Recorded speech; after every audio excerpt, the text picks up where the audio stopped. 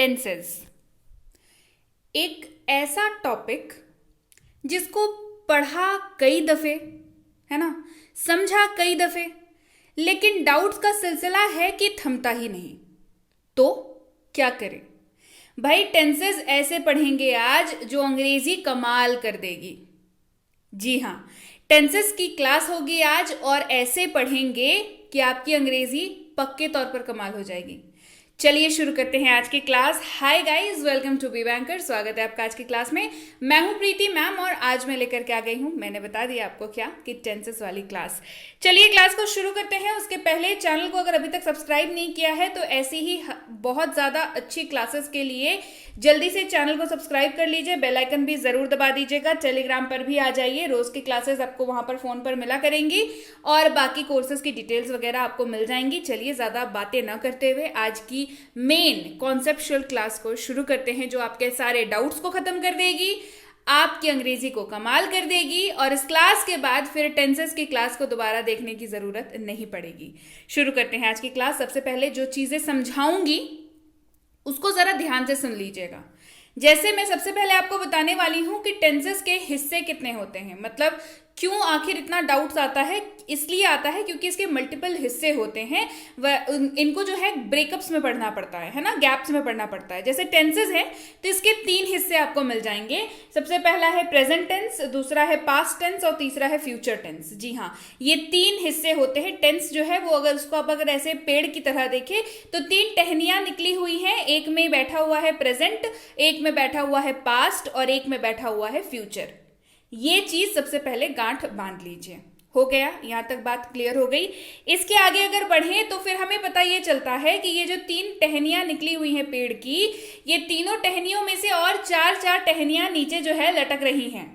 कौन कौन सी हैं वो है सिंपल, कॉन्टिन्यूअस, परफेक्ट और परफेक्ट कॉन्टिन्यूअस। दोबारा से पढ़ते हैं, simple, continuous, perfect, perfect continuous. ये 4 जो हैं टहनियां इन तीनों से लटक रही हैं। अब अगर मैं आपसे पूछूं कि बताइए इस पेड़ पर कुल कितनी टहनियां हैं, तो क्या दिखेगा आपको? चलिए बाद में गिनिएगा, फिलहाल हम लोग बात कर लेते हैं कि कैसे आप इन चारों हिस्सों को और पहले जो 3 हिस्से बताएं उन तीनों हिस्सों का सामंजस्य, मतलब कैसे आप इनको समझेंगे और पैरेलली इनके बारे में पढ़ते चलेंगे और इनके डाउट्स को क्लियर करते चलेंगे। ये जो मैंने 4 आपको चीजें बताई, ये चारों चीजें जो हैं वो पहले की जो 3 चीजें बताई थी, पहले की जो 3 टहनियां थी, उनके जो 4 टहनियां थी, इन चारों का जो है ना काम एक ही है, काम एक ही है। बस ये 3 जो मैंने पहले आपको टहनियां बताई, जिनका नाम था प्रेजेंट, पास्ट, फ्यूचर, इन तीनों के साथ ये पैरेलली चलती हैं। जैसे simple, continuous, perfect, perfect continuous, ये 4 नाम मैंने आपको नए बताए। ये चारों नाम के आगे या तो पीछे आपको बस प्रेजेंट लगा देना है तो ये प्रेजेंट का काम करेंगी, पास्ट लगा देना है तो पास्ट का काम करेंगी, फ्यूचर लगा देना है तो फ्यूचर का काम करेंगी। आ रही है बात समझ में? अगर प्रेजेंट लगा दिया तो बन गया simple present, present continuous, present perfect, present perfect continuous, ये बन गया। पास्ट लगा दिया तो past simple, past continuous, past perfect, past perfect continuous. अगर फ्यूचर लगा दिया तो future simple, future continuous, future perfect, future perfect continuous, ये बन गया। यहां तक बात साफ हो गई? ये बेसिक है, ये आपको जानना होगा, है ना। इसके आगे इसको अंग्रेजी में कैसे अनुवाद करेंगे ये तो मैं आपको आगे बताऊंगी, पर ये बेसिक, बस यहीं से डाउट जो है ना शुरू हो जाता है स्टूडेंट्स में। यहां तक अगर आपने क्लियर कर लिया, यहां तक अगर आपने मुझे ध्यान से सुन लिया है तो आपको इसके आगे डाउट्स नहीं आएंगे। एकदम साफ हो गई बात। चलिए अब बात करते हैं कि आखिर आप किसी भी वाक्य को देख करके ये कैसे समझें कि ये सिंपल प्रेजेंट का वाक्य है या सिंपल पास्ट का वाक्य है या सिंपल फ्यूचर का वाक्य है, और अकॉर्डिंगली आप उसको इस्तेमाल करें और उसको अंग्रेजी में अनुवाद कर पाएं, क्योंकि समस्या तो वही है ना। तो आपको जब भी किसी वाक्य के अंत में दिखता हो ता हूं, ता है, ते हैं या ती है, ये चारों अगर आपको कभी भी किसी वाक्य के अंत में दिख जाए तो आप श्योर हो जाइए कि ये सिंपल प्रेजेंट का वाक्य है और आप उसको फिर वैसे ही अनुवाद करेंगे। इतनी सी तो बात है। कैसे वाक्य होंगे? मैं खाता हूं, एकदम सिंपल सा वाक्य है। जैसे हमने कहा ना, अगर इस वाक्य के बारे में मैं आपसे पूछूं कि ये कैसा वाक्य है, क्या कहेंगे? सिंपल वाक्य है, कहेंगे ना? आ रही है बात समझ में? मैं खाता हूं, ये कैसा वाक्य है? ये सिंपल प्रेजेंट का वाक्य है। कैसे पहचानेंगे? बता दिया। अब अनुवाद कैसे करेंगे ये जानिए। मैं खाता हूं, आई ईट। सिंपल, बहुत ही खूबसूरती से अनुवाद आप कर सकते हैं इसका। मैं का हो गया आई और खाता हूं ईट। मैं खाता हूं, आई ईट। अब ईट कैसे लगा, ये कैसे समझें? ईट कैसे लगा भाई, है ना? सबसे पहले तो खाता मतलब खा रहे हैं ना, खाना। ये क्या होता है अंग्रेजी में? क्या होता है? वर्ब फॉर्म है ना, ये जानना होगा। वर्ब है तो ईट होगा, पहली चीज। दूसरा, ईट ही क्यों होगा, ये कैसे पता चला? तो ये समझ लीजिए, जब भी सब्जेक्ट यानी कि आई, यू, वी और दे आपको वाक्य में दिखे तो V1 वर्ब के पहले फॉर्म का इस्तेमाल करना है। किसका इस्तेमाल करेंगे? वर्ब के पहले फॉर्म का इस्तेमाल करना है। साफ हो गई बात? अच्छा, अब इनके अलावे कोई दिखेगा तो क्या करेंगे? भाई इनके अलावे बचा कौन? ही, शी, इट या कोई भी नाम, लड़के का हो लड़की का हो फर्क नहीं पड़ता। ही, शी, इट या कोई भी नाम, तो ऐसे केस में हम लोग वर्ब के साथ या तो एस का उपयोग करेंगे या ईएस का उपयोग करेंगे। किसका करेंगे? या तो एस का या तो ईएस का। जैसे अगर गो है तो गोज हो जाएगा, प्ले है तो प्लेज हो जाएगा। एक में ईएस लगा, एक में एस लगा।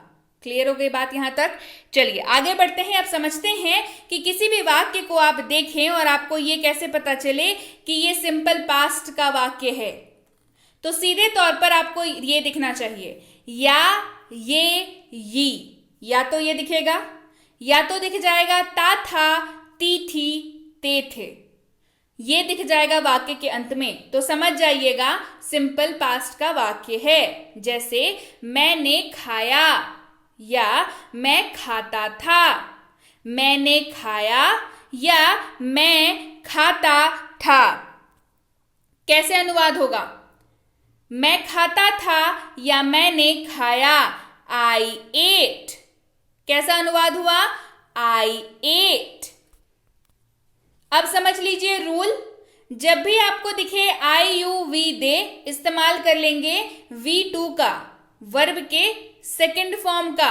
ईट, एट, ईटन, तो एट क्या हो गया? V2 हो गया, वर्ब का सेकंड फॉर्म हो गया, है ना? अच्छा, ही, शी, इट या कोई भी नाम दिखेगा तो क्या करेंगे?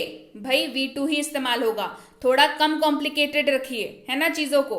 V2 ही इस्तेमाल होगा, यानी कि चाहे आपके सब्जेक्ट के जगह पर हो आई, यू, वी, दे, या हो ही, शी, इट और कोई भी नाम, तो V2 ही रहेगा, वर्ब का सेकंड फॉर्म ही लगेगा। क्लियर हो गई बात?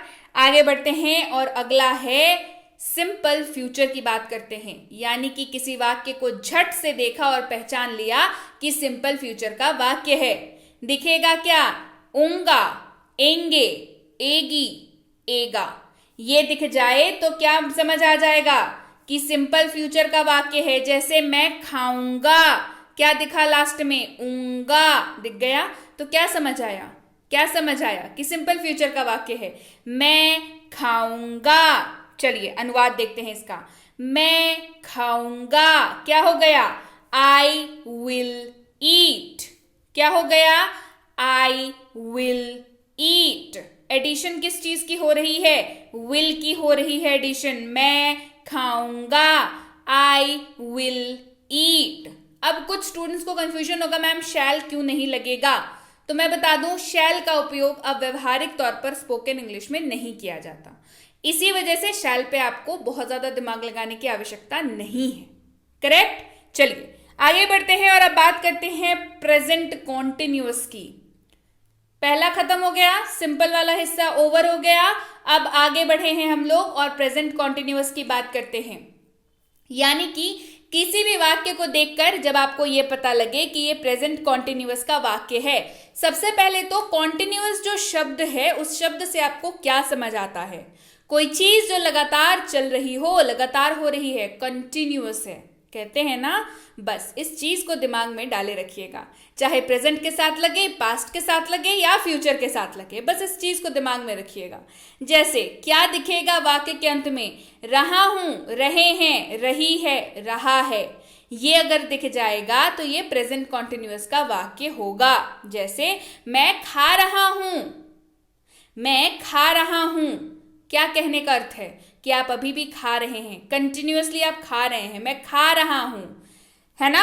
अनुवाद कैसे होगा, आई एम ईटिंग, क्या हो जाएगा, आई एम ईटिंग, मैं खा रहा हूं, आई एम ईटिंग, राइट। चलिए अब रूल समझ लेते हैं। अगर आई दिखे तो एम का इस्तेमाल कर लेंगे, यू वी दे दिखेगा तो आर का इस्तेमाल करेंगे, और ही शी इट या कोई भी नाम दिखेगा तो इज का इस्तेमाल करेंगे।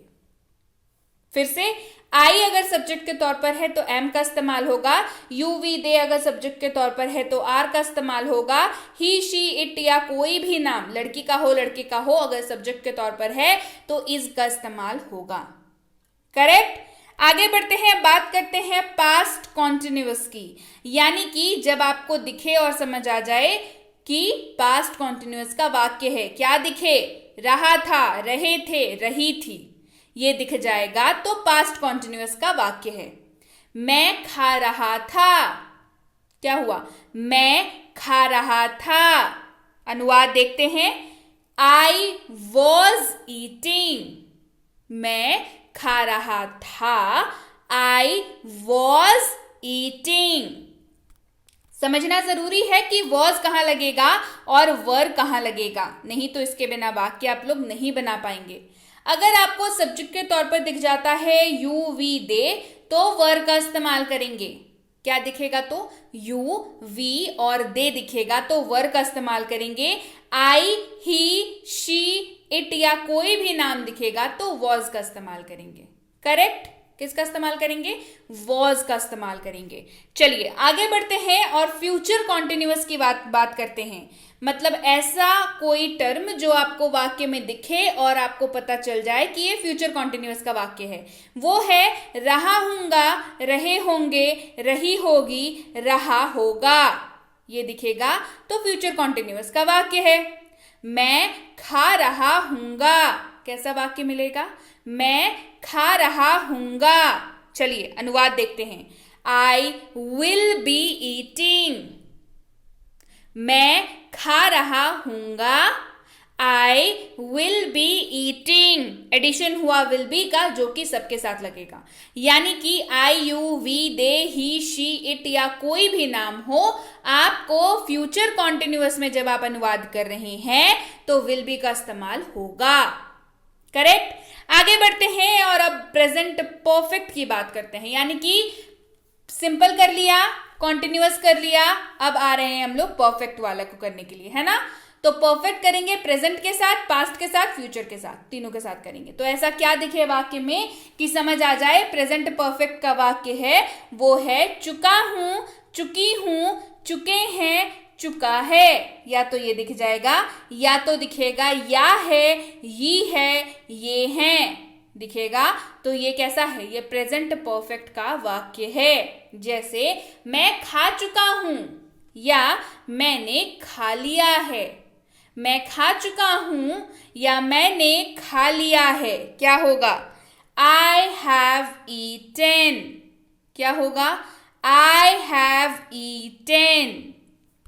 अच्छा, आई यू वी दे रहेगा तो हैव प्लस V3 लग जाएगा, ही शी इट या कोई भी नाम रहेगा तो हैज प्लस V3 लग जाएगा। करेक्ट।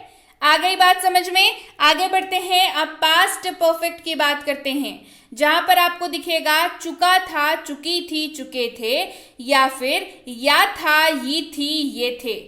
मैं खा चुका था, मैंने खा लिया था। ऐसा वाक्य दिखेगा। क्या दिखेगा? मैं खा चुका था, मैंने खा लिया था। अनुवाद देखते हैं। I had eaten, मैं खा चुका था या मैंने खा लिया था। I had eaten, समझने वाली बात है। had का यहाँ पर इंट्रोडक्शन हुआ है तो ये किसके साथ लगेगा? जी सबके साथ लगेगा। I, you, we, they, he, she, it या कोई भी नाम हो तो आप had का इस्तेमाल कर सकते हैं आराम से, कोई समस्या वाली बात नहीं है।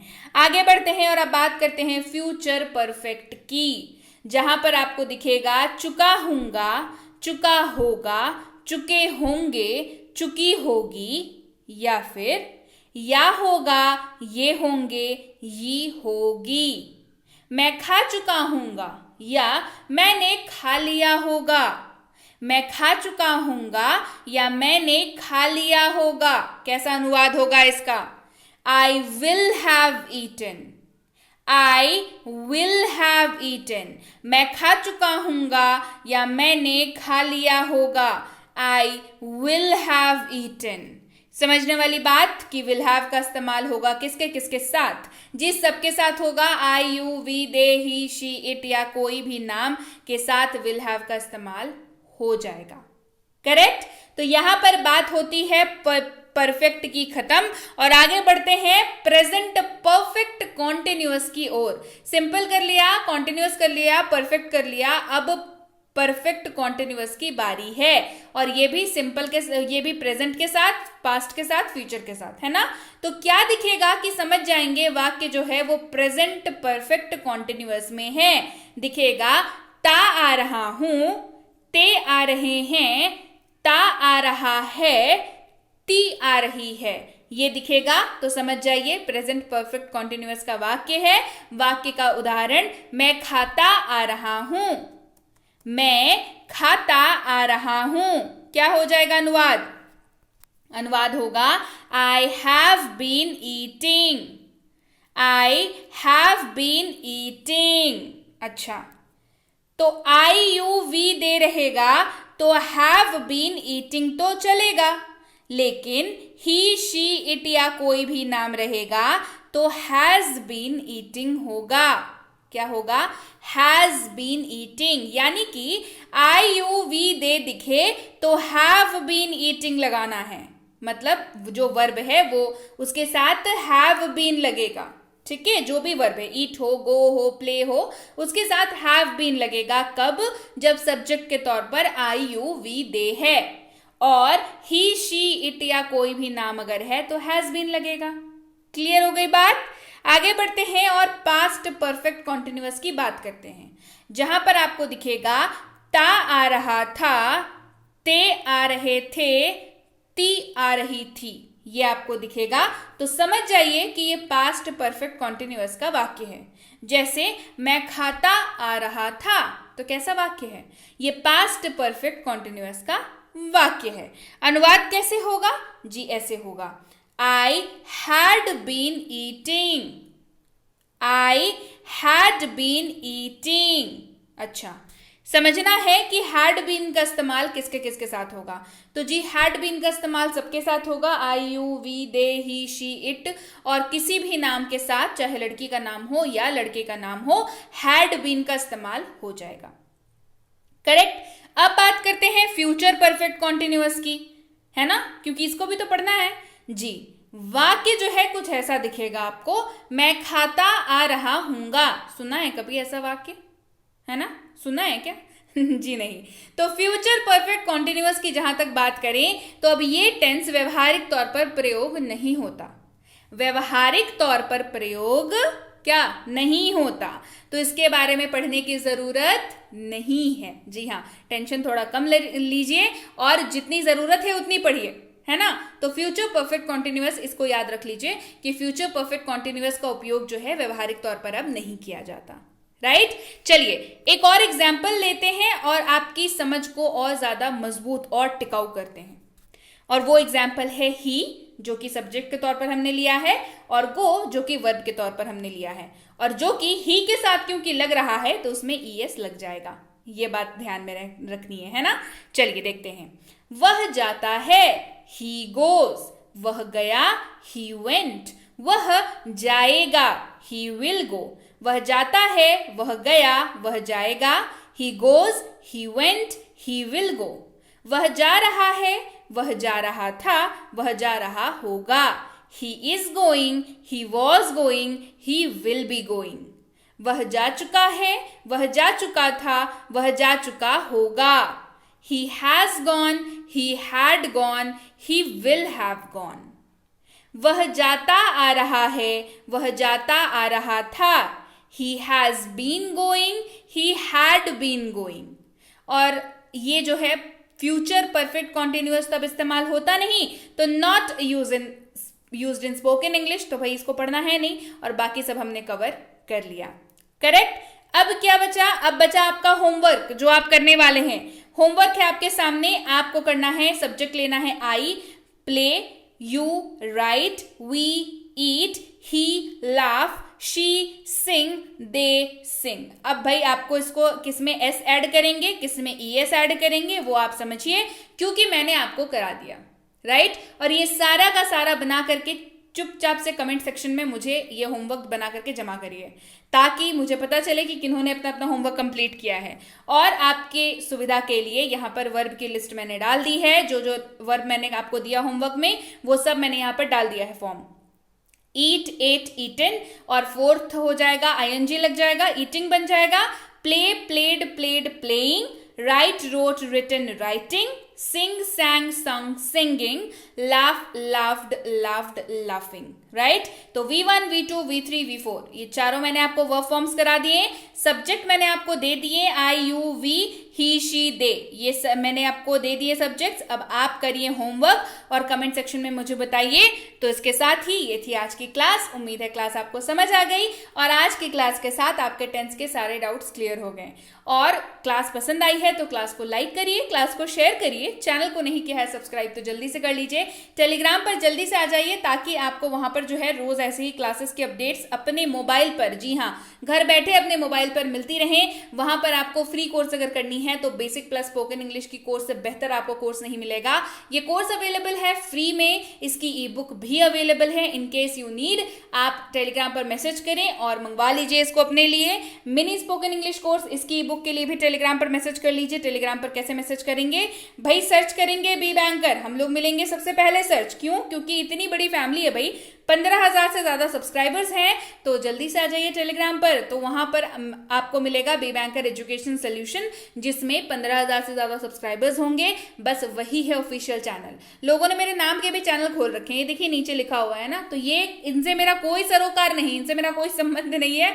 तो आपको अगर प्रीति मैम के क्लासेस चाहिए, उनकी कोर्सेज के बारे में जानकारी चाहिए, तो आपको आना होगा बी बैंकर एजुकेशन सोल्यूशन पर, जो कि है ऑफिशियल हमारा चैनल टेलीग्राम पर. इस लिंक के जरिए आएंगे तो सीधे ऑफिशियल चैनल पर लैंड होंगे और ज्वाइन बटन क्लिक करके ज्वाइन कर सकते हैं. इस नंबर के जरिए आएंगे तो भी सीधे ऑफिशियल पेज पर ही लैंड करेंगे और ज्वाइन बटन क्लिक करके ज्वाइन कर सकते हैं इन तीनों किताबों की अपडेट्स के लिए. साथ ही हमारी किसी भी पेड कोर्स की जानकारी के लिए, जो कि है प्रीमियम स्पोकन इंग्लिश का कोर्स, बेसिक इंग्लिश ग्रामर का कोर्स, बेसिक इंग्लिश रीडिंग का कोर्स, इन तीनों में से कोई भी कोर्स अगर आपको करना हो, आपको क्या करना होगा? नीचे लिखा हुआ है देखिए, फॉर इंक्वायरी टेलीग्राम. टेलीग्राम करना होगा कि मैम मुझे ये वाली कोर्स करनी है, तो हमारे प्रतिनिधि आपको कोर्स की सारी जानकारी उपलब्ध करा देंगे. क्या कोर्स है, कितने दिनों का है, आपको कैसे आप एडमिशन ले सकते हैं, कौन सी बैचेस की फ्री है, आपकी अगली बैच कब शुरू हो रही है, ये सारी डिटेल्स आपको टेलीग्राम पर मिल जाएगी. इन केस अगर आपको पेड कोर्स नहीं करनी है, कि नहीं भाई हमें तो फ्री कोर्स चाहिए, तो भी फ्री कोर्स इतने सारे करा रखे हैं ऑलरेडी, तो आप कोई भी फ्री कोर्स मंगा लीजिए अपने लिए. उसके लिए भी टेलीग्राम करना होगा कि मैम मुझे फ्री कोर्स चाहिए. तो इन दोनों ही केसेस में जब भी आप इंक्वायरी करें, या जब भी आप पेड कोर्स की इंक्वायरी करें, फ्री कोर्स की इंक्वायरी करें, रोज की क्लासेस की इंक्वायरी करें, ध्यान रखें कि आप अपनी इंक्वायरी सही सही लिख करके भेजें, ताकि हमारे प्रतिनिधि आप तक सही समय पर सही जानकारी पहुंचा पाए. जानकारी मिलने में फिर भी 12 से 48 घंटों का वक्त लग जाता है, तो कृपया प्रतीक्षा करें. और अगर मैसेज कर दिया है, निश्चिंत हो जाएं, आपको रिप्लाई जरूर मिलेगा. क्लियर हो गई बात? So yes guys, that's it for today. Thank you so much for watching. Be with B Banker, empowering lives through knowledge. Thank you so much for watching. Stay tuned.